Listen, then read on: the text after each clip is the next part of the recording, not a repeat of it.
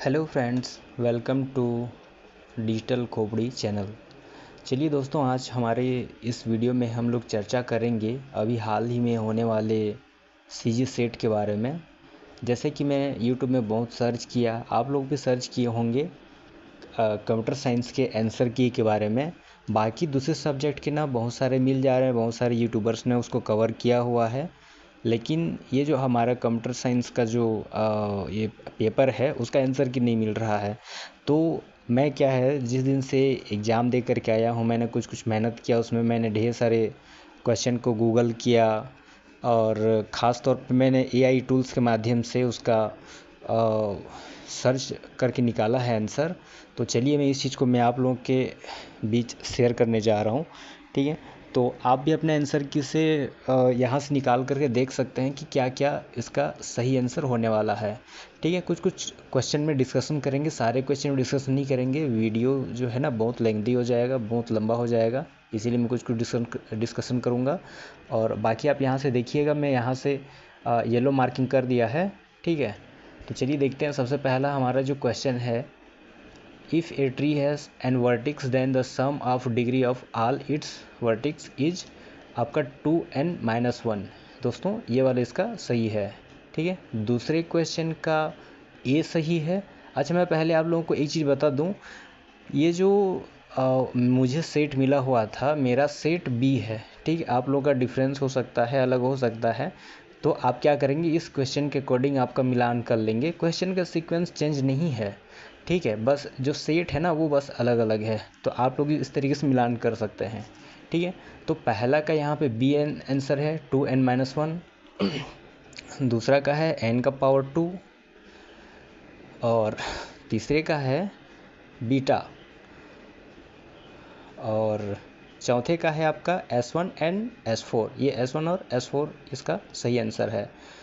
ठीक है, और यहाँ पे देखिए, the necessary and sufficient condition for the existence of feasible solution to a m into n transportation problem. तो ये जो है ये ट्रांसपोर्टेशन प्रॉब्लम है और इसका सही आंसर है डी है। ठीक है, इसको क्या है ना, ये बहुत मुश्किल से मिला हुआ है और इसका मैं प्रूफ बता देता हूँ आप लोगों को। ये देखिए, ठीक है, ये आपका बैलेंस्ड ट्रांसपोर्टेशन प्रॉब्लम है, तो यहाँ पे total supply equal to total demand होता है, तो ये इसका सही आंसर है। और बाकी जो हैं वो आपके अनबैलेंस्ड ट्रांसपोर्टेशन प्रॉब्लम के अंतर्गत आते हैं। ये जो यहाँ पे ये जो इक्वेशन दिखाया गया है, ये आपके अनबैलेंस्ड ट्रांसपोर्टेशन है। ठीक है, जैसे एक मिनट। ठीक है, ये जो तीनों के तीनों ए बी सी ये तीनों हैं, ये आपके अनबैलेंस्ड ट्रांसपोर्टेशन प्रॉब्लम के अंतर्गत आते हैं। और ये जो डी है ये बैलेंस्ड ट्रांसपोर्टेशन प्रॉब्लम के अंतर्गत आता है, तो इसका आंसर ये होगा। ठीक है, पांचवा का डी। छठवां है आपका बुलियन रिंग होगा, ये सही होगा। और इसका सही आंसर होगा 25, सातवां का 25। और इसमें से आठवां है ना, आप ये क्वेश्चन पढ़ लीजिएगा, ये जितने जी भी हैं, अगर मैं सबको मैं एक बार पढ़ूँ तो फिर बहुत लेंथी हो जाएगा। आप इस तरह से मिलान कर लीजिएगा। बस मैं ये चाहता हूँ कि इसका जो आंसर की है बस आप लोगों तक पहुँचे, बस इसी के मकसद से मैंने इस वीडियो को बनाया है।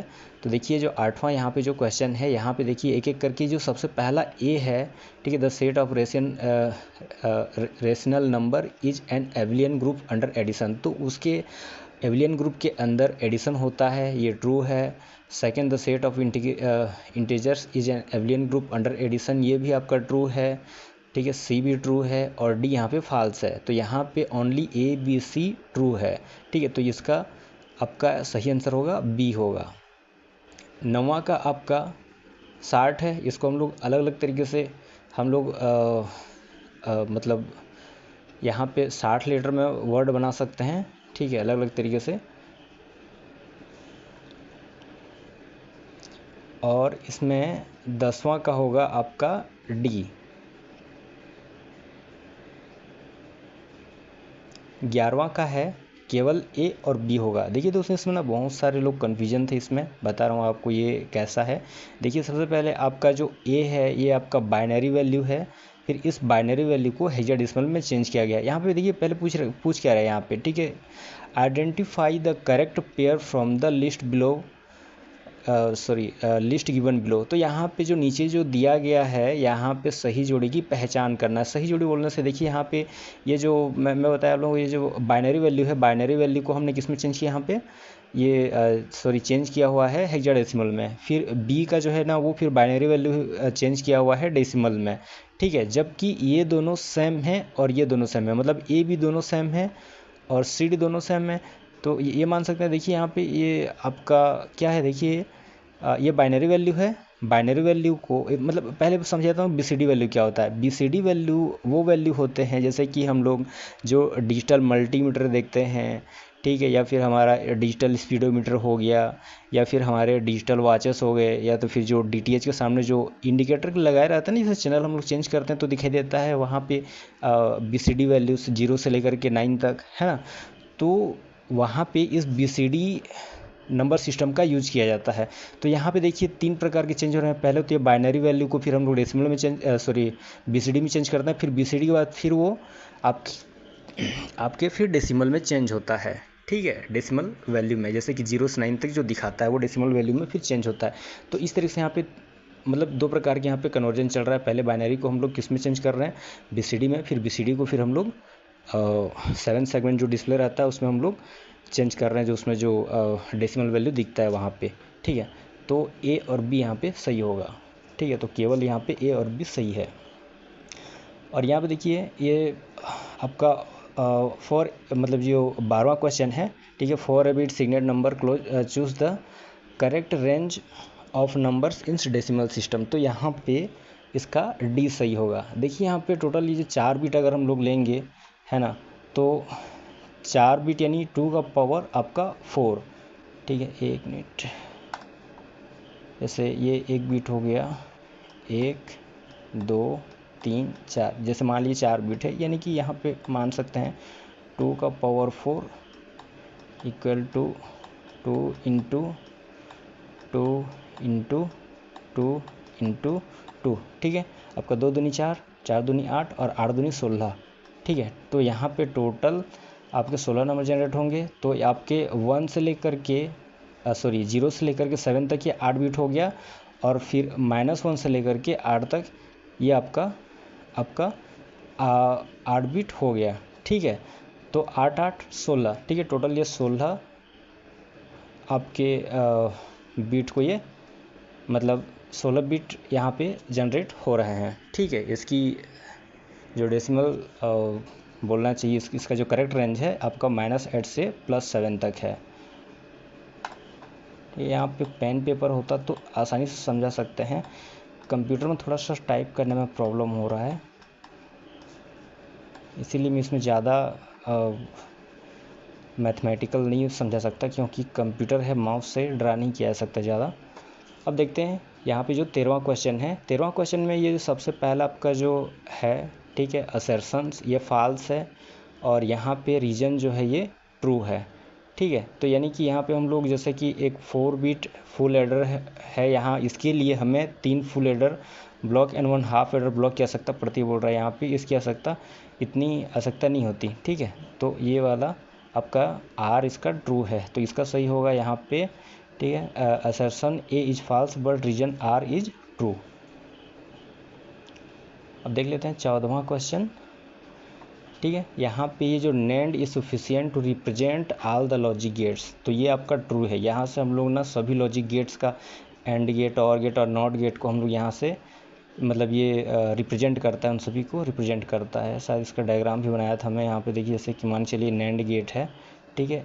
एंड गेट और नॉट गेट के कॉम्बिनेशन से मिलता है बनता है आपका नेंड गेट, ठीक है। तो यहाँ से सारे के सारे यहाँ से जनरेट होते हैं, ठीक है। यहाँ पे और वैल्यू नहीं दिखाई दे रहा है यहाँ पे, ठीक है। इस तरह से बनाया था मैं, जैसे कि आपका आप समझ सकते हैं इसको, ठीक है। तो इसका जो आंसर होगा आपका ए और सी होगा, ठीक है। तो यानी कि ए ट्रू है और सी ट्रू है। सी ट्रू इसलिए है क्योंकि जैसे कि जो के मैप में हम लोग जहाँ पे डोंट केयर को रिप्रेजेंट करते हैं वहाँ पे हम लोग कट का निशान लगाते हैं इस तरीके से, है ना, एक्स का निशान या फिर माइनस का निशान या फिर फाई का सिंबल हम लोग वहाँ पे यूज करते हैं, ठीक है। तो ये 14 का ये सही होगा, ठीक है।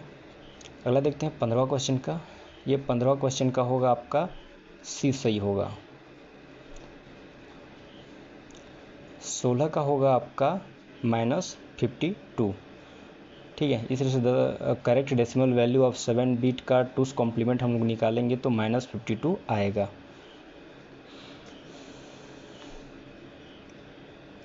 इसमें ये जो बाइनरी वैल्यू है इसका। अब देखते हैं 17वां क्वेश्चन का। ठीक है, तो इसका होगा टोटल 45 होगा। ठीक है, इसको हम लोग जैसे DCA PGDCA में भी सब चीज़ को पढ़ाया जाता है ना, एक वर्षीय डिप्लोमा में पढ़ाया जाता है। जैसे कि यहाँ पे इसको एकदम चेंज करना आसान है ना। तो ये 32 आपका 1 प्लस 2 आपका 2 4 प्लस फिर 8 यानी कि टोटल 13 हो गया, और ये फिर 32 है ना। तो 32 प्लस 13 कर देंगे तो 45 ये आ जाएगा। तो इसका सही आंसर ये है। ठीक है दोस्तों, और 18वां है। 18वां का आपका डी होगा। ठीक है, तो देखिए ये भी एकदम सिंपल है ना। इसमें सही जोड़ी का मिलान करना है। सबसे पहले तो लिखा हुआ है जैसे आपका ये जो ए का कॉम्प्लीमेंट का जो डेटा है वो ए रजिस्टर ए में शिफ्ट हो रहा है ना। तो सबसे इसमें पूरा पूरा क्लियर लिखा हुआ है। जैसे कि यहाँ पे ए का थर्ड है, यहाँ पे थर्ड देखिए है ना। रजिस्टर ए के सभी बिट्स को कॉम्प्लीमेंट करें। ठीक है, तो रजिस्टर का यहाँ पे जो ए का जो सभी बिट्स है सबको यहाँ पे कॉम्प्लीमेंट किया गया है, यानी पूरा का पूरा ए का ये कॉम्प्लीमेंट है। ठीक है, तो सबसे पहले ये होगा।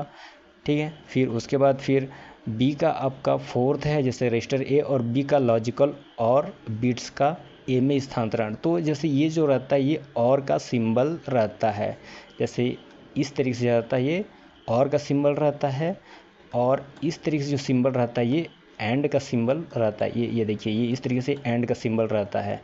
ठीक है, और ये नॉट का सिंबल रहता है। ठीक है, तो चलिए आगे बढ़ते हैं इसमें।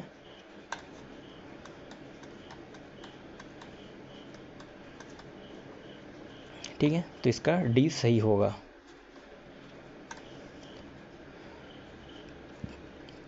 उन्नीसवें का देख लेते हैं। ये भी एकदम सिंपल था, लेकिन थोड़ा सा अगर हम लोग लॉजिक लगाते तो ये भी सही हो जाता है ना। कई लोग गलती किए होंगे। ठीक है, मेरा भी कुछ गलती हुआ यहाँ पे, जैसे बहुत लोगों का हुआ होगा। तो इसमें देखिए सही ये है। देखिए आप सबसे पहले तो यहाँ पे एक गौर कीजिए है ना, यहाँ पे थोड़ा सा घुमा दिया है। पहले देखिए यहाँ पे जो जितने जो सेकेंडरी मेमोरी होते हैं वो स्लो होते हैं, और जितने जो प्राइमरी मेमोरी होते हैं वो फास्ट होते हैं, लेकिन सबका एक स्पीड हायरार्की रहता है। ठीक है, मतलब जैसे कि यहाँ पे मेन मेमोरी आपका प्राइमरी मेमोरी है, L3 L2 L1 ये सभी प्राइमरी मेमोरी हैं, और आपका हार्ड डिस्क ड्राइव और SSD ड्राइव, ठीक है, ये दोनों आपके सेकेंडरी मेमोरी हैं। तो सेकेंडरी मेमोरी में देखिए आपको इसमें लिखा हुआ है लो टू हाई लिखा हुआ है। ठीक है, तो हार्ड डिस्क ड्राइव को अभी रिप्लेस कर रहा है SSD, यानी कि हार्ड डिस्क ड्राइव जो मैग्नेटिक मेमोरी है वो स्लो होता है, और SSD सॉलिड स्टेट ड्राइव जो एक आपका सेमीकंडक्टर मेमोरी होता है वो फास्ट होता है। ठीक है, तो ये आपका पहला आएगा, फिर ये दूसरा आएगा। फिर जब ऑपरेटिंग सिस्टम लोड लेता है तो सेकेंडरी मेमोरी से प्राइमरी मेमोरी में जाता है, यानी कि मेन मेमोरी में यानी कि रैम में जाता है, तो रैम ये थर्ड में आएगा। फिर उसके बाद CPU से जो अटैच रहता है वो हमारा केस मेमोरी रहता है। लेकिन केस मेमोरी जो होते हैं वो चार प्रकार के पाए जाते हैं, 4 से ज़्यादा ही पाए जाते हैं। जैसे कि आपका नॉर्मली यहाँ पे L1 L2 L3 दिखाया गया है। तो जो L1 केस मेमोरी होता है वो सबसे ज़्यादा फास्ट होता है, फिर इससे थोड़ा सा स्लो L2 होता है, फिर उससे थोड़ा सा स्लो आपका L3 रहता है। ठीक है, L1 फास्ट, L2 थोड़ा सा स्लो, और फिर L3 उससे थोड़ा सा और स्लो। तो ये जो L1 केस मेमोरी होता है वो डायरेक्ट अटैच रहता है CPU से, और L2 और ये जो L3 होते हैं, ठीक है, ये डायरेक्ट अटैच नहीं रहते। ठीक है, L2 कभी कभी अटैच रहता है ना, किसी आपके आर्किटेक्चर में ये डायरेक्ट अटैच उससे नहीं रहता, मतलब CPU में बिल्ट इन नहीं रहता, उसको अलग से एक्सटर्नल रूप से लगाया जाता है स्लॉट में। ठीक है, तो ये L2 और L3 ऐसे हैं। तो यहाँ पे इसका सही आंसर होगा EFDCBA। ठीक है, इस तरीके से ये इसका सही आंसर होगा। अब देखते हैं फुल फॉर्म ऑफ MISD। तो इसका फुल फॉर्म होगा मल्टीपल इंस्ट्रक्शन सिंगल डेटा। ठीक है, ये भी कई प्रकार के होते हैं, जैसे कि SISD होता है। ठीक है, MIMD होता है, यानी कि SISD यानी कि सिंगल इंस्ट्रक्शन सिंगल डेटा, और MIMD यानी कि मल्टीपल इंस्ट्रक्शन मल्टीपल डेटा। वैसे ये होता है मल्टीपल इंस्ट्रक्शन सिंगल डेटा, इसमें मल्टीपल इंस्ट्रक्शन दिया जाता है जो सिंगल डेटा में ये आउटपुट होता है। अब 21वां क्वेश्चन है। 21वां क्वेश्चन का आपका यहाँ पे सी आंसर है। ठीक है, ये हमारे ग्राफिक्स का है। जैसे कि हम लोग जो भी ग्राफिक्स एल्गोरिथम से हम लोग अपने डिवाइस में किस तरीके से व्यूज़ को जनरेट करते हैं, मतलब वहाँ पे कैसे दिखता है डिवाइस में, ये उस चीज़ के बारे में है। तो यहाँ पे ए, बी और सी हम लोग तीनों से हम लोग जो डिवाइस होता है वहाँ पे हम लोग इसको कोऑर्डिनेट करते हैं, मतलब वहाँ पे दिखाते हैं। ठीक है, तो इसका सही आंसर होगा सी होगा। 22वां का सिंटैक्स होगा। ठीक है, जैसे कि जो भी हम लोग प्रोग्रामिंग लैंग्वेज लिखते हैं, ठीक है, तो हम लोग सिंटैक्स को देख करके फिर हम लोग उसको लिखेंगे। जैसे कि मान के चलिए आपको एक किसी प्रोग्रामिंग लैंग्वेज से आपको क्या करना है, एक सॉफ्टवेयर बनाना है, तो उसका पहले आपका सिंटैक्स लिखा होगा, फिर उस सिंटैक्स को देख करके हम लोग किसी भी अलग दूसरे प्रोग्रामिंग लैंग्वेज में हम लोग उसको मतलब उसका प्रोग्रामिंग करते हैं। ठीक है, तो ये सिंटैक्स होता है। ठीक है, और उसके बाद है यहाँ पे इफ़ ओपन, ये जो आपका एफ ओपन फंक्शन कॉल है यहाँ पे नल प्रोवाइड करता है। ठीक है, ये रिटर्न नल देता है। एक्सपेक्ट रेशियो एकदम सिंपल है। ठीक है, ratio of with and height. ठीक है, जैसे कि कोई भी जो डिस्प्ले डिवाइस रहता है उसका एक विद और हाइट रहता है। ठीक है, तो वहाँ से उसके रेशियो को नापते हैं। ठीक है, उसका जो चौड़ाई और ऊंचाई होता है, ठीक है, जैसे कि हर मॉनिटर का या फिर हर डिस्प्ले साइज का उसका सबका साइज अलग अलग होता है। ठीक है, यहाँ पे अगला है 25वां क्वेश्चन, इसका सही आंसर है वेरिएबल है। ठीक है, the entity whose values can be change is called. ठीक है, एक ऐसा ही है जिसका जो वैल्यू होता है वो जो बदलता रहता है उसको हम लोग क्या बोलते हैं, वेरिएबल बोलते हैं। ठीक है, एक वेरिएबल होता है। 26वां क्वेश्चन है, 26वां क्वेश्चन का सही आंसर है बी। ठीक है, तो यहाँ पे देखिए, है ना, ऐसा होता है ये आप यहाँ से मतलब ये आपका ये DDA आपका एल्गोरिथम का है, ये ग्राफिक्स का है। ठीक है, अगर आप ये पढ़े रहेंगे तो उसको जानेंगे। तो यहाँ पे देखिए हम लोग कोई भी जैसे हम लोग वैल्यू का अगर हम लोग मान लीजिए कैलकुलेट करेंगे, ठीक है, DDA लाइनिंग एल्गोरिथम से, तो हम लोग सबसे पहले यहाँ पे सी को हम लोग लेंगे। देखिए सी तो सभी में है, यहाँ पे सभी ऑप्शन दिया है। अच्छा, एक तुक्का लगाने का एक तरीका बता दूँ आप लोगों को मैं, होता क्या है, देखिए अगर मान लीजिए इस तरीके से आप लोगों का एक क्वेश्चन दिया गया है, फिर ऑप्शन दिया गया है, तो आप वहाँ पे देखेंगे सबसे अधिकतर इसमें किस में है। ठीक है, इसमें इस तरीके से कन्फ्यूजन करने के लिए दिया गया होता है। आप तो पहले यहाँ पे देखेंगे, देखिए सबसे स्टार्टिंग में देखेंगे सी सी सी है तीनों में। ठीक है, तो आप इसको क्या कर देना, डिस्कार्ड कर देना, ए वाले को डिस्कार्ड कर देना, क्योंकि वो नहीं होगा। ठीक है, ये तीन आपको कन्फ्यूजन करने के लिए दिया जाता है। फिर यहाँ पे फिर आपके सेम सेम दो हैं। ठीक है, आपने यहाँ से तो सेलेक्ट कर लिया तीन को, फिर तीन से फिर आपको दो को सिलेक्ट करना पड़ेगा, फिर दो से एक को सिलेक्ट करना पड़ेगा। तो आपने यहाँ से एक को डिस्कार्ड कर दिया, तीन को सिलेक्ट किए, फिर यहाँ पे देखिए दो सेम सेम है यहाँ पे। ठीक है, GFG, ठीक है, ये दोनों हैं, ये कन्फ्यूजन करने के लिए है। तो इनमें से कोई एक होगा। ठीक है, अगर आप अच्छे से इसको ध्यान से पढ़ेंगे तो फिर आपका जो सही आंसर होता है वो मिल जाता है।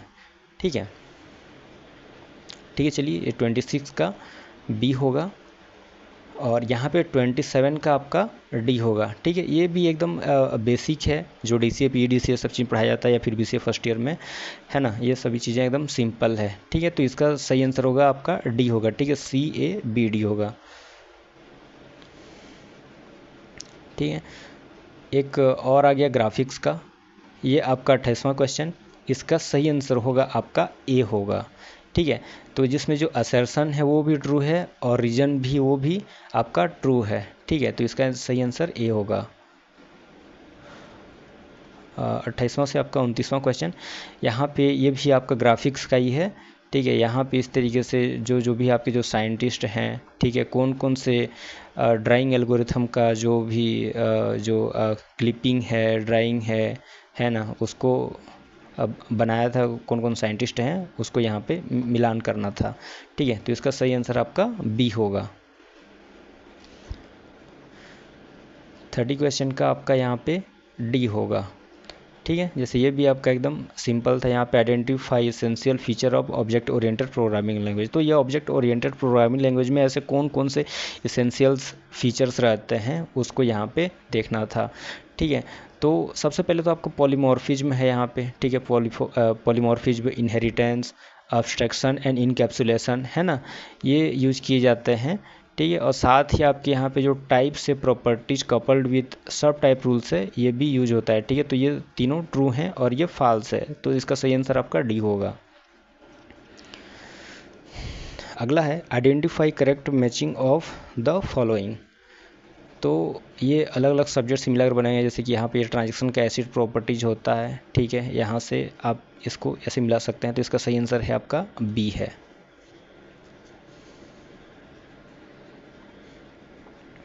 थर्टी टू ये आपका RDBMS का है, ठीक है, DBMS या RDBMS जो भी बोल सकते हैं। तो इसका सही आंसर है आपका डी है। 33 का आपका 1 to 4 है, ये डिस्क्रीट मैथमेटिक्स का है शायद। इसका 33 का आपका बी होगा। 34 का आपका यहाँ पे ए और बी होगा। देखिए जैसे कि ये RDBMS का है, अगर मान के चलिए RDBMS में फिजिकल डेटा इंडिपेंडेंसी और लॉजिकल डेटा इंडिपेंडेंसी होता है, तो यहाँ पे लॉजिकल डेटा इंडिपेंडेंसी बार पूछा है। अगर मान लीजिए logical data independency provides following without changing, अगर मान लीजिए हम लोग लॉजिकल डेटा इंडिपेंडेंसी में मतलब क्या कहलाता है, हम लोग जैसे कि वहाँ पे चेंजेस करते हैं किस पर इफेक्ट नहीं पड़ता, ठीक है। तो यहाँ पे चेंजेस इन एक्सेस मेथड हो गया, और यहाँ पे be adding new entities in database. अगर हम लोग एक्सेस मेथड को चेंज करते हैं उस डेटाबेस का, तो उसका लॉजिकल डेटा पे इफेक्ट नहीं पड़ता है ना, लॉजिकल डेटा इंडिपेंडेंस सी पे इफेक्ट नहीं पड़ता। और दूसरा, अगर हम लोग यहाँ पे नया हम लोग एंटिटी जोड़ते हैं, ठीक है, डेटाबेस में, तो उसका इफेक्ट नहीं पड़ता। ये लॉजिकल डेटा इंडिपेंडेंसी है। ये भी RDBMS का है। द SQL स्टेटमेंट 35वां क्वेश्चन, ठीक है। तो इसका S1 एंड S2 होगा, जो दोनों सेम आउटपुट यहाँ पे प्रिंट आउट देंगे। 36 यहाँ पे 36 देखते हैं। यहाँ पे ये जो है आपका जैसे देखिए इसको वो करते हैं, इसका सही आंसर है ए है, ठीक है। तो ये जो रिकॉर्डिंग वीडियो होता है, वीडियो में क्या होता है, एक चलचित्र होता है, ठीक है, मतलब इमेज भी होता है और ऑडियो भी होता है। तो इमेज एक सीक्वेंस में वहाँ पे प्ले होता है, एक स्लाइड में प्ले होता है, और ऑडियो होता है, ठीक है। तो इसमें दोनों प्रकार के जो डेटा हैं, तो वो आपका अनस्ट्रक्चर्ड डेटा होता है, ठीक है। वो जो डेटा होता है वो अनस्ट्रक्चर्ड, मतलब डेटा यहाँ पे दो प्रकार के होते हैं, स्ट्रक्चर्ड होता है और अनस्ट्रक्चर्ड होता है, ठीक है। जैसे कि ये हमारे बिग डेटा का है, ठीक है। तो बिग डेटा में दो प्रकार के डेटा यहाँ पे होते हैं, अनस्ट्रक्चर्ड डेटा, स्ट्रक्चर्ड डेटा, और एक होता है सेमी स्ट्रक्चर होता है, ठीक है। तो ये हमारा अनस्ट्रक्चर्ड डेटा है। और ये जो बी है, मेकिंग अटेंडेंस बाय सुपरविजर, जैसे कि अटेंडेंस कैसे वो वहाँ पे दिला रहा है, जैसे कि मान के चलिए अपना नाम लिख रहा है क्या वहाँ पे, या तो फिर सिग्नेचर कर रहा है क्या, या फिर फिंगरप्रिंट से, या फिर वेब कैम से उसका फ़ोटो कैप्चर हो रहा है क्या, है ना, किसी फेशियल रिकॉग्नाइजेशन सिस्टम से, है ना। तो वो हमारा होता है आपका सेमी स्ट्रक्चर होता है, ठीक है। और जो HTML कोड होता है, ठीक है, यानी कि हाइपर टेक्स्ट मार्कअप लैंग्वेज, वो सिंपल सा हमारा टेक्स्ट कोड होता है। तो वो टेक्स्ट कोड को आसानी से आइडेंटिफाई किया जा सकता है, सर्च किया जा सकता है किसी भी डेटाबेस से, ठीक है, या फिर उस डेटा से। तो ये हमारा स्ट्रक्चर्ड डेटा होता है, ठीक है। तो इसका सही आंसर 36 का ए होता है। अब देखते हैं 37 का जो आंसर है वो आपका डी है, ठीक है। ये भी आपका SQL का है, यानी कि DBMS का 37 का डी होगा। 38 का आपका बी होगा। Which of the following refers collection of information stored in a database at a particular moment. तो यहाँ पे इंस्टेंस ऑफ द डेटाबेस, यहाँ पे सारे के सारे डेटा यहाँ पे सभी का इंफॉर्मेशन यहाँ पे होता है उस डेटाबेस से रिलेटेड। 39 है, which of the following platform does Hadoop runs on. तो ये जो हैडूप होता है ये भी बिग डेटा से रिलेटेड है। बिग डेटा में एक हैडूप नाम का एक सॉफ्टवेयर यूज किया जाता है, या फिर एक डेटा को डिवाइड करने के लिए एक सॉफ्टवेयर है, मान के चलिए हैडूप, जो आपके बिग डेटा में काम करता है स्ट्रक्चर्ड, नॉन सेमी स्ट्रक्चर्ड और अनस्ट्रक्चर्ड डेटा को पहचानने के लिए, ठीक है। तो यहाँ पे बताया गया कि which of the following platform does Hadoop run. तो कौन से प्लेटफॉर्म में रन होता है। तो यहाँ पे जैसे कि प्लेटफॉर्म रन होते हैं, जैसे ये सभी प्लेटफॉर्म हैं आपके, जैसे कि आपका डेबियन यूनिक्स, ये आपका डेबियन लिनक्स ऑपरेटिंग सिस्टम है, ठीक है। यूनिक्स आपका ये आपका यूनिक्स ऑपरेटिंग सिस्टम है। तो ये क्रॉस प्लेटफॉर्म यानी कि सभी में होता है, विंडोज़ में, लिनक्स में, यूनिक्स में, सभी प्लेटफॉर्म में ये रन होते हैं, ठीक है। तो ये आपका क्रॉस प्लेटफॉर्म सही आंसर है, ठीक है। अगला है 40वां, which of the following normal form contain information about a single entity. तो यहाँ पे जो सिंगल एंटिटी है, ठीक है, यानी कि जो मल्टी वैल्यू एट्रीब्यूट जो जैसे मान के चलिए मैं किसी डेटाबेस में राम नाम का स्टोर कर रहा हूँ मैं, है ना, डेटा, तो राम राम करके मैं 2 बार कर लिया तो वो क्या हो जाएगा, उसको स्टोर नहीं करेगा, ठीक है। तो इस तरीके से यहाँ पे किसी सिंगल एंटिटी को स्टोर करने के लिए किसका इस्तेमाल किया जाता है, तो ये आपका जो रूल्स है ये फर्स्ट एनएफ का है, लेकिन ये क्या होता है, ये सबसेट होते हैं, ठीक है। जैसे कि ये जो 4NF है ना, 4NF का सबसेट है 3NF, 3NF का सबसेट है 2NF, और 2NF का सबसेट है 1NF, यानी कि जो 1NF में है वो 2NF में भी है, और जो 2NF में है वो 3NF में भी है, और जो 1, 2, 3NF में है वो आपके 4NF में है, ठीक है। तो इसका आपका सही आंसर 4NF होगा। 41वां, what are the example of user interface, इसमें से यूजर इंटरफेस के एग्जाम्पल कौन कौन से हैं, तो इसका सही आंसर होगा ए होगा। जैसे कमांड लाइन इंटरफेस, ये यूजर इंटरफेस है आपका। आप जानते होंगे सी ग्राफिकल यूजर इंटरफेस, यानी कि CUI और GUI को तो जानते हैं आप लोग, है ना, तो ये दोनों आपके सही हैं, और साथ ही आपका ये बी भी सही है, ठीक है। और ये जो एप्लीकेशन प्रोसेसिंग इंटरफेस होता है, ये जो कोई भी हम लोग एप्लीकेशन प्रोसेस कर रहे होते हैं वो बैकग्राउंड में प्रोसेस हो रहे होते हैं वो इंटरफेस, तो ये आपके एप्लीकेशन प्रोग्रामिंग प्रोसेसिंग इंटरफेस के अंतर्गत, मतलब ये CUI के UI के अंतर्गत नहीं आएगा, यानी कि यूजर इंटरफेस के अंतर्गत नहीं आएगा। यूजर यहाँ से इंटरफेस नहीं करता क्योंकि ये प्रोसेस पार्ट होता है। अगला है 42, what is the full form of POSIX and Pthread concept, तो इसका फुल फॉर्म होता है पोर्टेबल ऑपरेटिंग सिस्टम इंटरफेस होता है। अगला है 43वां, कंसीडर द फॉलोइंग स्टेटमेंट, यहाँ पे जो फीफी यानी कि फर्स्ट इन फर्स्ट आउट जो पेज रिप्लेसमेंट एल्गोरिथम होता है, ठीक है, सफर्स फ्रॉम ब्लेडिस एनॉमली, ठीक है, तो ये ब्लेडिस एनॉमली इसमें पाया जाता है, ठीक है, ये आपका ट्रू है, ठीक है। Page fault occurs when A requested page is not in memory, तो यहाँ पे जो पेज फॉल्ट कब होता है, जब मान के चलिए CPU किसी प्रोसेस को क्या कर रहा है वो, या फिर सॉरी पेज को क्या कर रहा है, ढूंढ रहा है ना, मेन मेमोरी में, और मेन मेमोरी में नहीं पाया जाता, ठीक है, उसको फिर हार्ड डिस्क से फिर उसको मेन मेमोरी में लाया जाता है, ठीक है।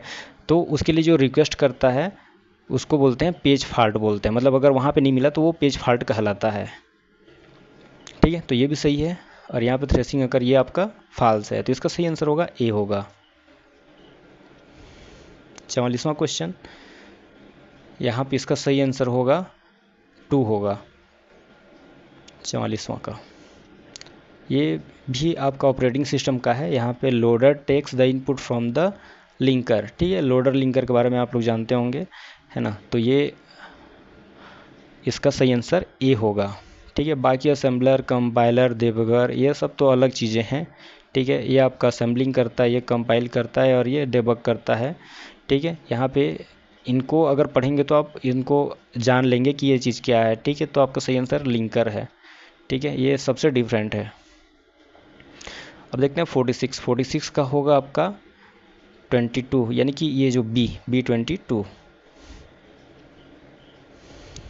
47वां का होगा आपका सेकेंडरी मेमोरी, ठीक है। In the operating system structure job pool reside in the secondary memory, ठीक है, जो भी ऑपरेटिंग सिस्टम का जो जॉब पुल होता है वो सेकेंडरी मेमोरी के वर्चुअल मेमोरी में होता है।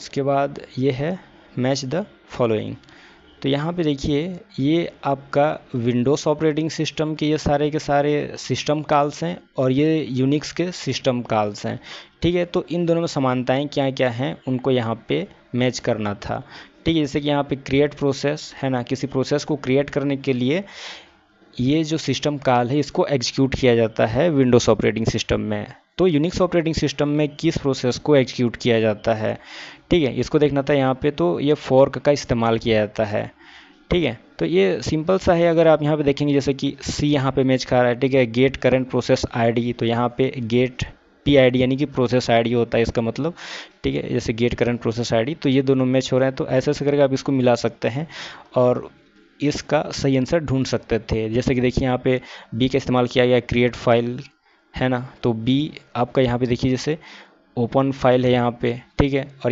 और इसके यहाँ पे सेट फाइल सिक्योरिटी है ना, तो यहाँ पे ch मोड का इस्तेमाल किया जाता है। तो इस तरीके से आपका सही आंसर यहाँ से निकल जाता है, सी 48 का सी हो गया। 9वां क्वेश्चन का है यहाँ पे 20 और 60। देखिए सबसे पहले आप यहीं पे ही इसका आंसर निकाल सकते हैं, इसको पढ़ते ही आंसर निकाल सकते हैं। यहाँ पे देखिए लिखा हुआ है कि let the 3 process P1 P2 P3, यहाँ पे 3 प्रोसेस दिए गए हैं P1 P2 P3 execute simultaneously as shown below, ठीक है। तो इसको लगातार यहाँ पे क्या किया जाता है, एक के बाद एक यहाँ पे प्रोसेस किया जा रहा है, ठीक है। All 3 process shared a variable W that is initialised by 20, तो यहाँ से 20 से इसको इनिशलाइज किया जा रहा है। तो यहाँ पे लिखा हुआ है कि the process are execute on a uniprocessor system in multi programming operating system, what will be minimum and maximum value of W after the 3 process have completed execution. तो सबसे पहले आपका यहाँ से इनिशलाइज हो रहा है 20 से, ठीक है। तो आपका 20 यहाँ पे और कोई ऑप्शन नहीं है, सीधा यही है आंसर, है ना। तो आपका इसका मिनिमम क्या होगा, मिनिमम 20 होगा और मैक्सिमम 60 होगा यहाँ पे। या फिर यहाँ पे इसको गैस करने का और एक तरीका है, जैसे कि मतलब टाइम कम रहता है ना, तो हम लोग इसी तरीके से ही गैस करते हैं, ठीक है। या फिर इसके मैथमेटिकल फंक्शन को भी जाओगे तो आप ये 60 यहाँ पे मिल जाएगा आपको, ठीक है।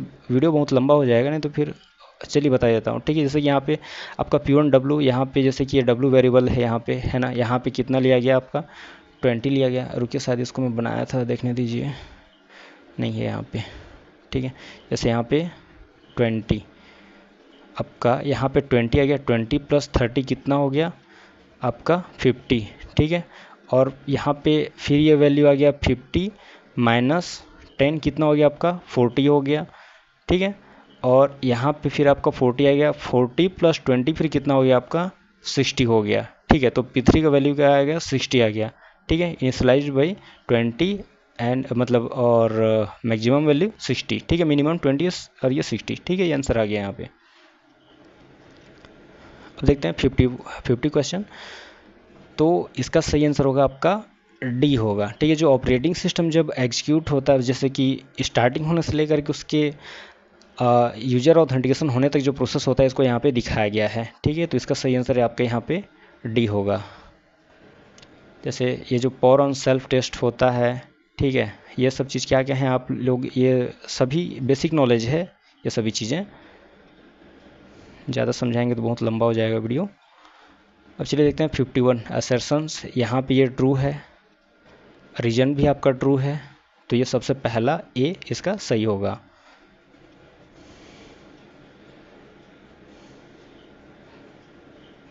जैसे यहाँ पे समझाया गया है, ठीक है। In the waterfall model of software development each phase must be completed before the next phase being, ठीक है। तो ये वाटरफॉल मॉडल जैसे कि आपका एक मान के चलिए इस तरीके से पानी गिर रहा है ना, तो इधर साइड से जैसे मान के चलिए सीढ़ी में पानी गिर रहा है, तो ये पहले सीढ़ी जब भीगेगा तब फिर दूसरा भीगेगा, दूसरा भीगेगा, फिर तीसरा भीगेगा, इस तरीके से एक वाटरफॉल हो रहा है। यानी कि ये यहाँ कंप्लीट हुआ, फिर ये कंप्लीट हुआ, तो फिर ये अगले कंप्लीट हुआ, ठीक है। मतलब जब पहला कंप्लीट होता है तब ये फिर अगले चरण में जाता है, ठीक है। उसी चीज़ को यहाँ बताया गया है, each phase must be completed before the next phase being, है ना। जब पहला कंप्लीट होता है तब दूसरा यहाँ पे स्टार्ट होता है, ठीक है। तो ये सही है। फिर सेकेंड यहाँ पे the waterfall model follows a sequential approach where the output of one phase serves as the input to the next phase। तो यहाँ पे एक सिक्वेंशियल ये अप्रोच है जहाँ पे क्या होता है, ये जो पहला फेज का जो आउटपुट होता है वो दूसरे के लिए इनपुट का कार्य करता है,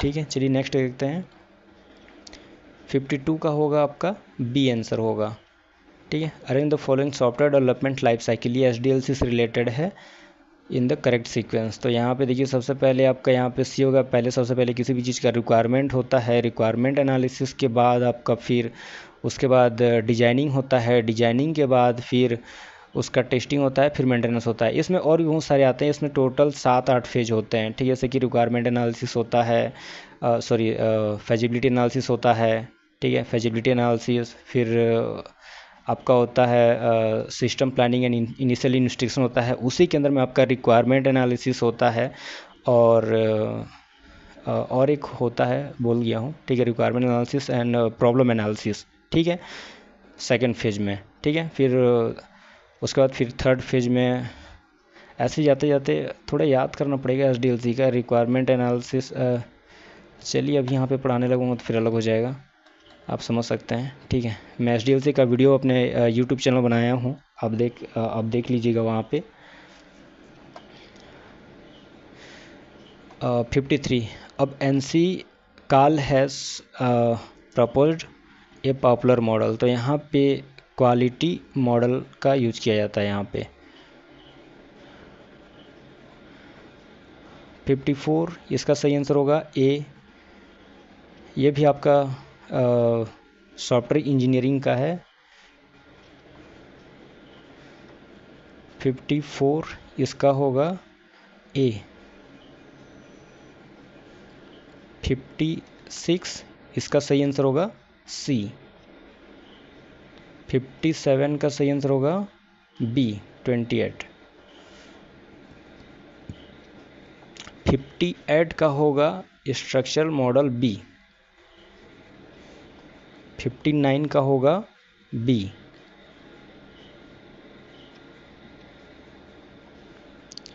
60 का होगा आपका which of this does not affect different type of software as a whole, तो यहाँ पे आपका हेटेरोजेनिटी का होगा, ठीक है, ये इसका सही आंसर है। Which sorting algorithm has the worst case time complexity of आपका O n log n and can be used for external sorting, तो यहाँ पे मर्ज सॉर्ट सही आंसर होगा। 62 का सही आंसर होगा बी।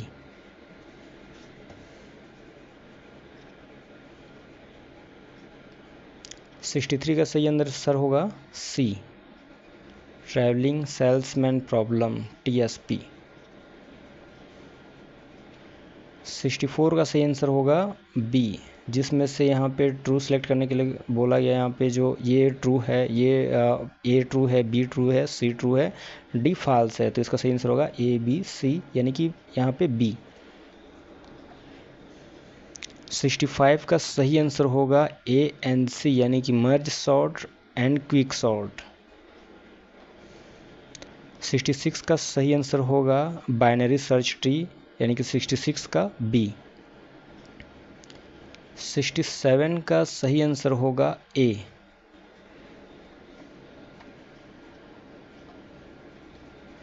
68 का सही आंसर होगा यहाँ पे D, match the following dynamic programming problem with their corresponding solution, तो यहाँ पे जो डायनेमिक प्रोग्रामिंग है उनका प्रॉब्लम क्या है और उनका सॉल्यूशन क्या है यहाँ पे दिखाया गया है।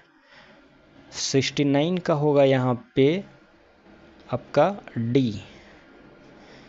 यहाँ पे एक कन्फ्यूजन था, इसीलिए यहाँ पे सभी पे मार्क लगा रखा हूँ, ठीक है। असल में यहाँ पे ये जो ए है, बी है और सी है, ये तीनों डायनेमिक प्रोग्रामिंग में यूज किए जाते हैं, जबकि ये जो knapsack प्रॉब्लम सॉल्यूशन है ये भी डायनेमिक में यूज किया जाता है, लेकिन इसके प्रॉब्लम को सॉल्यूशन करने के लिए यूज किया जाता है, लेकिन ये आपका ये एल्गोरिथम नहीं है, ठीक है। Which of the following algorithm are used in dynamic programming, ठीक है, तो यहाँ पे ABC होगा।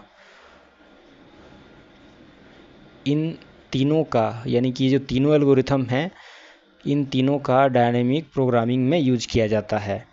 तो ये जो knapsack ये प्रॉब्लम है, ठीक है, ये प्रॉब्लम है, ये कोई एल्गोरिथम नहीं है।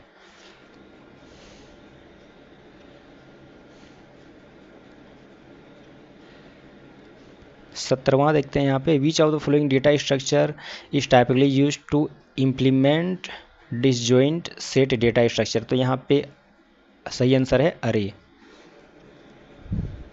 यहाँ पे देखिए ये आपका आ गया ऑटोमेटा का, TOC का। Which language is accepted by a finite automata, ठीक है, तो इसका होगा रेगुलर लैंग्वेज, ठीक है। Which language accepted finite automata, तो फाइनिट ऑटो कौन सी भाषा एक फाइनिट ऑटोमेटा द्वारा स्वीकृत की जाती है, ठीक है, मतलब फाइनिट ऑटोमेटा से हम लोग रेगुलर लैंग्वेज को एक्सेप्ट करते हैं।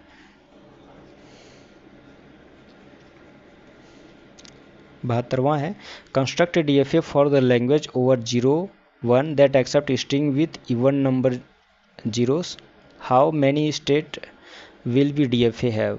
तो यहाँ पे 2 स्टेट होंगे, ठीक है। ये जो स्टेट बताया गया है ये वाला, ये स्टेट, ठीक है, इस तरीके से ये ड्रा होगा, ठीक है। इसको हम लोग 2 स्टेट में ड्रा कर सकते हैं। 74, give a context free grammar G with the rules.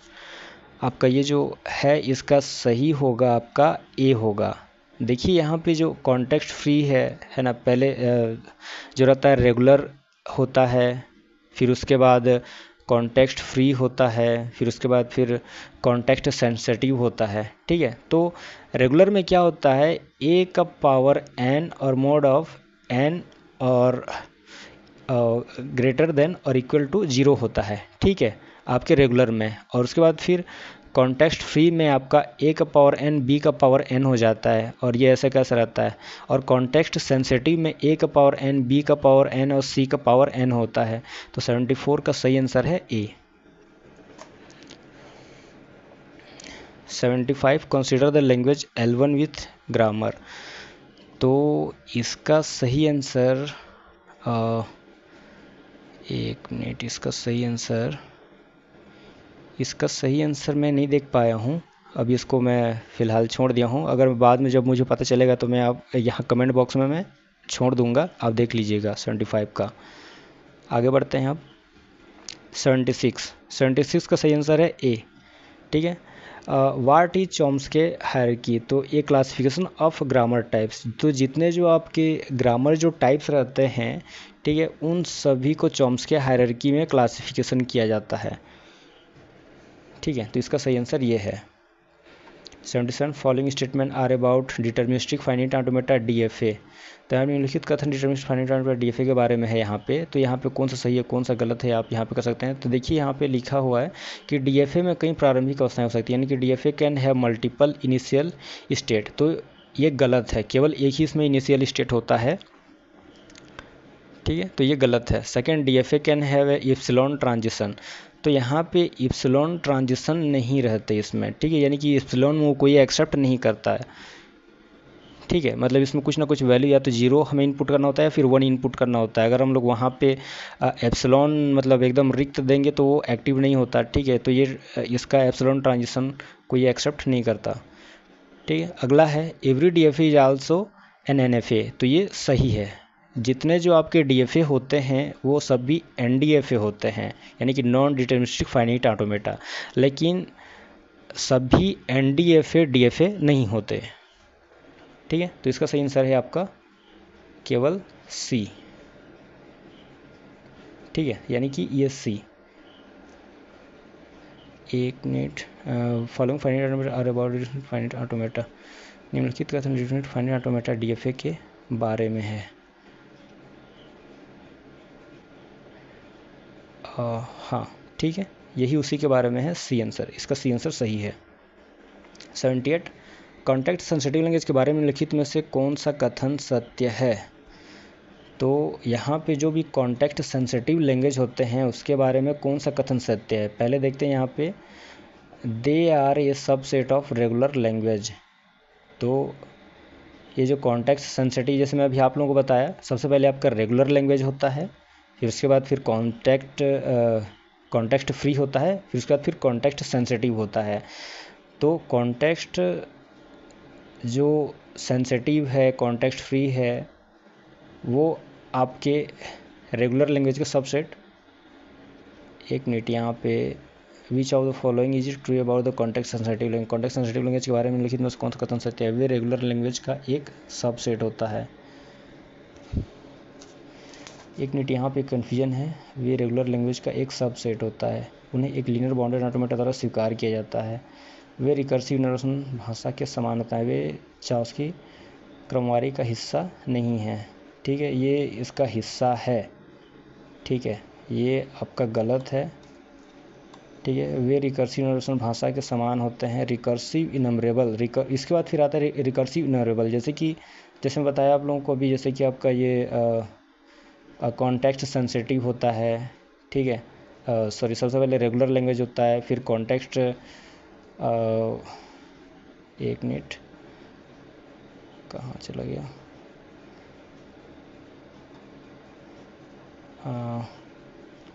एक मिनट, ठीक है। रेगुलर लैंग्वेज होता है, फिर उसके बाद कॉन्टेक्स्ट फ्री होता है, फिर कॉन्टेक्स्ट सेंसिटिव होता है, फिर उसके बाद फिर आपका होता है इनमरेबल होता है, ठीक है। रिकर्सिव इनमरेबल होता है, ठीक है। तो ये रिकर्सिव इनमरेबल भाषा के समान है, तो ये गलत है। तो इसका सही आंसर होगा बी ही होगा इसका सही आंसर, ठीक है। उन्हें एक लीनियर बाउंडेड ऑटोमेटा द्वारा स्वीकार किया जाता है, वे रेगुलर लैंग्वेज का सबसेट होता है। लेकिन मेरे ख्याल से लग रहा है कि यहाँ पे थोड़ा कन्फ्यूजन है, ये भी सही है टाइप लग रहा है मुझे, ठीक है। वे रेगुलर लैंग्वेजों का एक सबसेट है, मतलब ये जितने जो रेगुलर लैंग्वेज के द्वारा भी उसको एक्सेप्ट किया जा सकता है, ठीक है। तो यहाँ पे थोड़ा कन्फ्यूजन है, या तो केवल बी सही होगा या फिर ए और बी दोनों सही होगा। तो एक मिनट यहाँ पे और एक क्लियर कर देता हूँ। यहाँ पे कॉन्टैक्ट, यहाँ पे केवल एक ही ऑप्शन है, ठीक है। तो मैं तो 100% बोलता हूँ कि ये जो बी है ये सही है, ठीक है। ये बी सही है 100%, ठीक है। यहाँ पे केवल एक ऑप्शन है, ए और बी इस तरीके से कोई ऑप्शन नहीं है, दो ऑप्शन चूज़ नहीं कर सकते, तो केवल इसका बी सही है, ठीक है। 78 का बी ही सही है। 79 का आपका यहाँ पे बी सही है, बॉटम ऑफ पार्सिंग।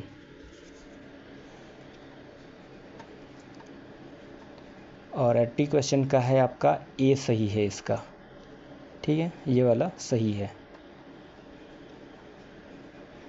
81 का ये जो असर्शंस है ये ट्रू है, और रीजन आर भी इसका ट्रू है, तो इसका सही आंसर ए है।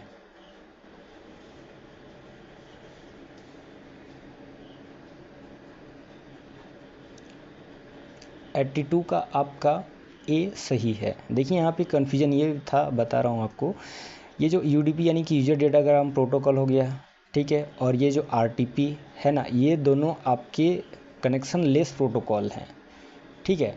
और ये जो आईपी और आईसीएमबी ये भी कनेक्शन लेस प्रोटोकॉल हैं, लेकिन इनके समान नहीं है यूडीपी और आरटीपी के अंतर्गत। ये इंटरनेट कंट्रोल मैसेज प्रोटोकॉल है, ठीक है, ये फीडबैक का यूज नहीं करता, ठीक है। और ये आईपी, ठीक है, आईपी तो किसी भी डिवाइस को आइडेंटिफाई करने के लिए यूज़ किया जाता है, ठीक है। तो केवल यूडीपी और आरटीपी ही सही है, यहाँ पे केवल ए और बी सही है, ठीक है, ए और बी, यानी कि इसका टोटल ए सही है, 82 का ए। 83 का सही है आपका डी सही है। जब मान लीजिए दो डिवाइस आपस में एक दूसरे से मैसेज एक्सचेंज करते हैं, तो इन सारे के सारे स्टेप्स को फॉलो करते हैं।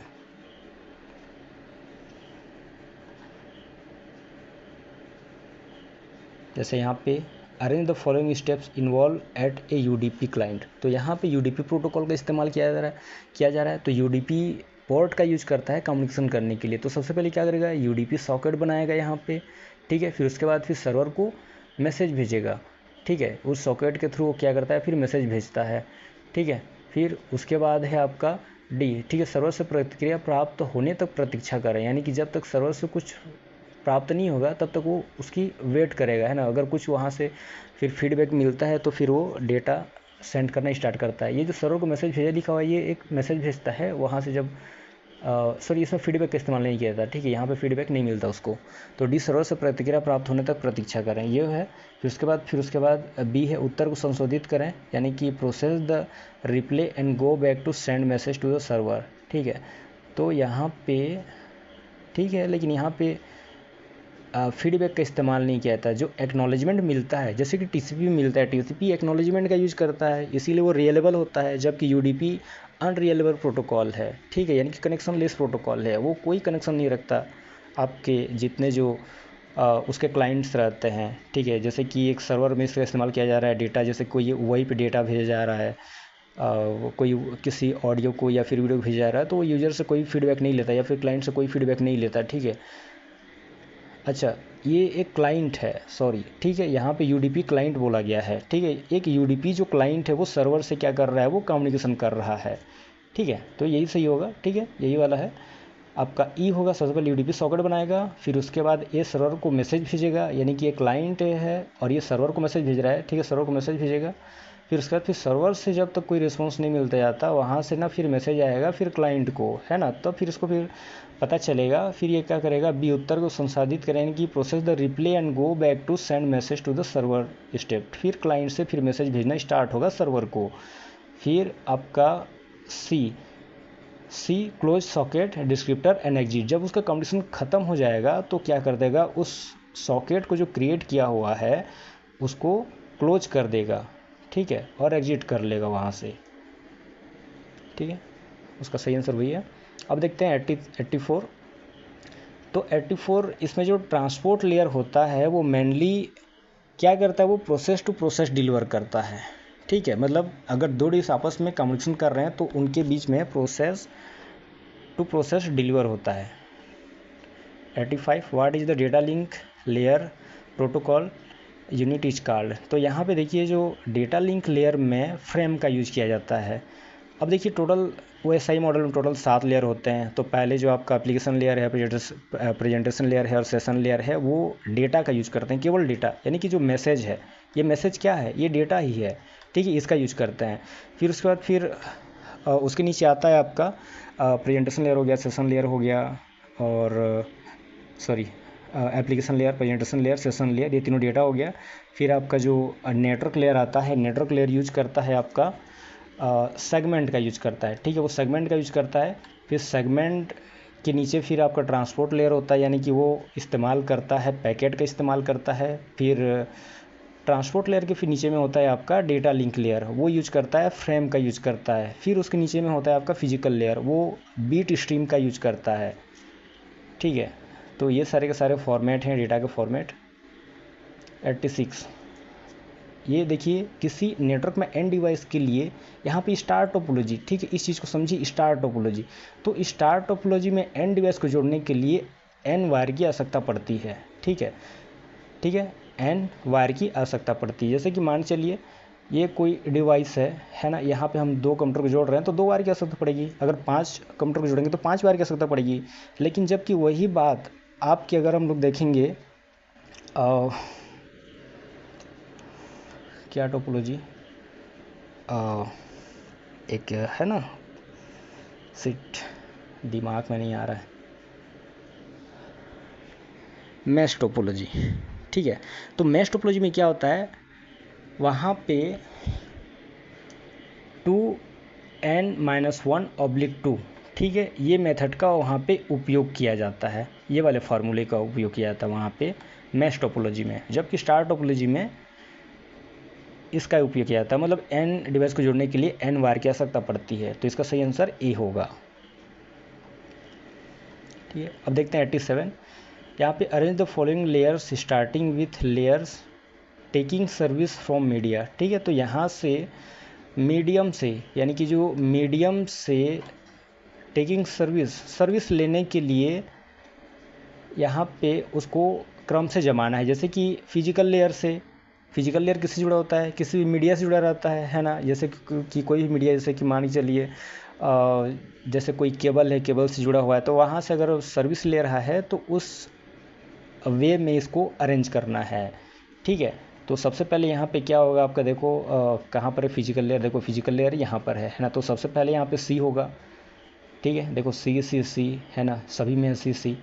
अब यहाँ पे सबसे अब लास्ट को फिर देख लो, है ना। जैसे यहाँ पे बी है, तो बी क्या है, एप्लीकेशन लेयर है ना। तो बी यहाँ पर भी बी है। तो आपको इस तरीके से जमाना है, जैसे मैं अभी बोला, जैसे कि सबसे पहले होता है आपका फिजिकल लेयर होता है, फिर डेटा लिंक लेयर होता है, फिर ट्रांसपोर्ट लेयर होता है, फिर नेटवर्क लेयर होता है, ठीक है। फिर उसके बाद सेशन लेयर होता है, प्रेजेंटेशन लेयर होता है, फिर एप्लीकेशन लेयर होता है। इस क्रम में इसको जमाना है।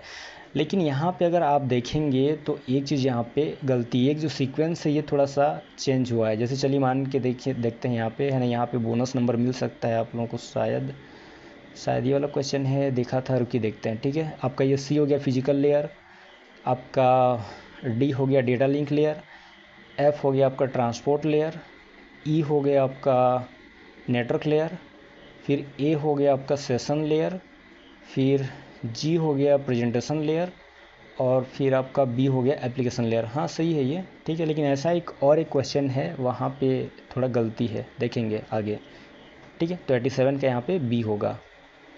अब देखते हैं 88 का, यहाँ पे आपका ये विलोपित होगा, बता रहा हूँ मैं कैसे होगा, ठीक है। Which one of the following is function of the session layer. तो देखिए यहाँ पे जितने जो टोटल 7 लेयर होते हैं, सभी 7 लेयर का फंक्शन सबका अलग अलग होता है। तो यहाँ पे जो सेशन लेयर है, इस सेशन लेयर मतलब ये जो सेशन लेयर होता है, सेशन लेयर के कोई भी फंक्शन यहाँ पे नहीं दिए गए हैं, ठीक है। कंजेशन कंट्रोल नहीं है, एन्क्रिप्शन डिक्रिप्शन नहीं है। ये जो बता रहा हूँ कंजेशन कंट्रोल जो है, ये आपका ये नेटवर्क लेयर का है, सॉरी नेटवर्क लेयर या फिर data link layer, data link layer मेरे ख्याल से होना चाहिए, ठीक है। ये डेटा लिंक लेयर का फीचर है, ठीक है, आपका कंजेशन कंट्रोल, ठीक है। सेकंड है एन्क्रिप्शन एंड डिक्रिप्शन, ये है आपका एन्क्रिप्शन डिक्रिप्शन आपका कहाँ गया, प्रेजेंटेशन लेयर, ठीक है। ये प्रेजेंटेशन लेयर का आपका काम है, encryption and decryption. Raw bit stream ये आपका फिजिकल लेयर का है, ठीक है। और फ्रेगमेंटेशन, ये फ्रेगमेंटेशन होता है जहाँ पे फ्रेम बनता है, ठीक है। अभी हमने पिछला क्वेश्चन देखा, फ्रेम कहाँ पे बन रहा था, ठीक है, फ्रेम बन रहा था हमारा डेटा लिंक लेयर में, ठीक है। तो वहाँ पे फ्रेगमेंटेशन होता है, ठीक है। तो ये देखो इसमें कोई भी ऐसा फीचर आया क्या जो सेशन लेयर से हो, ठीक है, नहीं है, तो ये विलोपित होगा, इसलिए मैं यहाँ पे विलोपित लिखा हुआ था एग्जाम के टाइम, ठीक है। अब देखते हैं 89 क्वेश्चन। 89 क्वेश्चन में आपका सी सही आंसर होगा, यानी कि FDA में, TDA में, CDA में, लेकिन CSA में नहीं होगा, ठीक है। यानी कि फ्रीक्वेंसी डिवीजन सॉरी एक मिनट, फ्रीक्वेंसी डिवीजन मल्टीपल एक्सेस, एक मिनट ना, क्या है ये फ्रीक्वेंसी डिवीजन, हाँ सॉरी, फ्रीक्वेंसी डिवीजन मल्टीप्लेक्सिंग, ऐसा कुछ नाम है, भूल गया मैं अभी, पता नहीं, वीडियो बनाते वक्त भूल गया मैं। फ्रीक्वेंसी डिवीजन, ठीक है, चलिए जो भी हो, ठीक है। ये इसका मतलब होता है, FD का मतलब होता है फ्रीक्वेंसी डिवीजन होता है, TD का मतलब होता है टाइम डिवीजन मल्टीप्लेक्सिंग होता है इसका, सॉरी A का फ्रीक्वेंसी डिवीजन मल्टीप्लेक्सिंग, TDM का आपका होता है टाइम डिवीजन मल्टीप्लेक्सिंग, CDA में होता है कैरियर सेंस डिवीजन मल्टीप्लेक्सिंग, और सॉरी मल्टीपल एक्सेस है ना, कैरियर, और इसका होता है कैरियर सेंस मल्टीपल एक्सेस, ठीक है। C का होता है, C का बताया अभी, sorry collision detection multiple access से एक होता है, ठीक है। तो इसमें से इन तीनों में समानताएं हैं, जैसे कि ये जो फ्रीक्वेंसी डिवीजन है, टाइम डिवीजन है, और ये जो कॉलिजन डिटेक्शन है, ठीक है, कॉलिजन डिटेक्शन मल्टीपल एक्सेस इसका होता है, ठीक है। तो ये तीनों सेम टाइप के हैं, तो A और B और C ये तीनों सेम होंगे। और मतलब यहाँ पे क्वेश्चन को पढ़िए, ठीक है। Identify channelisation protocol in the list given below, ठीक है। तो ये यहाँ पे चैनल को ये क्या करता है, ये हैंडल करता है, यानी कि फ्रीक्वेंसी डिवीजन है ना, जैसे चैनल में कोई भी जा रहा है तो इसको फ्रीक्वेंसी को डिवाइड करके चैनल बनाया जाता है, यहाँ पे इसमें टाइम को डिवाइड करके बनाया जाता है ना, इसमें कैरियर को सेंस करके उसको डिवाइड किया जाता है, ठीक है। ये आपका कैरियर सेंस होगा, सॉरी ये कैरियर सेंस मल्टीपल एक्सेस, और ये कोलिजन डिटेक्शन मल्टीपल एक्सेस होता है इसका, है ना। तो ये तीनों में सिमिलरिटी है ABC में, तो इसका सही आंसर आपका 89 का C होगा। अच्छा हाँ देखिए, ये एक विलोपित होगा, ठीक है, यहाँ पे मैं विलोपित लिखा हुआ हूँ। 90वां क्वेश्चन का देखिए यहाँ पे, डेटा लिंक लेयर में अभी हम लोग पढ़े हैं, इसमें फ्रेम होता है। एप्लीकेशन लेयर में आपका HTTP यानी कि हायर लेवल के प्रोटोकॉल होते हैं, HTTP आपका हायर लेवल का प्रोटोकॉल है जो एप्लीकेशन लेयर पाया जाता है। फिजिकल लेयर में बीट स्ट्रीम आता है ना, तो इसमें बीट होगा। और यहाँ पे नेटवर्क लेयर, यहाँ पे पैकेट, ठीक है। ये सभी चीज़ें सही है, लेकिन ऑप्शन में यहाँ पे गलत है, जैसे कि A का सेकेंड है ना, यहाँ पे A का सेकेंड सही है, B का थर्ड, B का यहाँ पे देखिए यहाँ पे फोर्थ है, ठीक है, B का फोर्थ है, B का थर्ड, B का फोर्थ कहीं भी नहीं, देखिए A में भी नहीं है, B में भी नहीं है, C में भी नहीं है, D में भी नहीं है, ठीक है, तो इसको ये स्वैप कर दिया है, ठीक है, बी का फोर्थ होगा और सी का थर्ड होगा यहाँ पे, तो ये यहाँ पे स्वैप हो गए हैं ये डी में, ठीक है। जैसे देखिए यहाँ पे सी का बताया गया है फोर्थ बताया गया है, ठीक, जबकि सी का यहाँ पे थर्ड है, ठीक है, और डी का 1 है, ठीक है, तो ये सही है। बाकी यहाँ पे ये दोनों स्वैप हो गए हैं, ठीक है, तो इसका सही आंसर आपका डी होगा, ठीक है, सही आंसर इसका डी होगा। लेकिन अगर जो कोई गलत भी लिखे हैं तो उनको ये नंबर मिलेगा, ये विलोपित होगा क्वेश्चन। अब 91 क्वेश्चन देखते हैं 91, तो इसका आपका ए होगा, 91 का ए। 92 का आपका बी होगा। 93 का अब देखिए मुझे लगता है कि ये भी विलोपित हो सकता है। देखिए यहाँ पे इस बात को समझिए, the complexity of artificial neural network is depend upon, यहाँ पे ये इसकी जो कॉम्प्लेक्सिटी होती है आर्टिफिशियल न्यूरल नेटवर्क की, ये दो चीज़ों पर डिपेंड करती है। पहला है आपका नंबर ऑफ न्यूरॉन्स के ऊपर और नंबर ऑफ लेयर्स के ऊपर, ठीक है। जब लेयर्स बनते हैं तो वहाँ पे न्यूरॉन्स बनते हैं, ठीक है, तो इन दोनों के ऊपर डिपेंड होता है, ठीक है। तो यहाँ पे जितने लेयर होते हैं उतने न्यूरॉन्स होते हैं, ठीक है, तो ये दोनों के ऊपर डिपेंड करता है। तो यहाँ पे दो ऑप्शन हैं, ठीक है, अगर आपने यहाँ पे डी भी लगा रखा है तो सही होगा, या फिर ए भी लगा रखा है तो सही होगा, ठीक है। अब देखते हैं कि व्यापम किस चीज़ को सही मानता है, ठीक है। मैं तो यहाँ पे डी को सही आंसर दिया हूँ, आप क्या दें, आप क्या आंसर दिए हैं कमेंट सेक्शन में ज़रूर बताइएगा।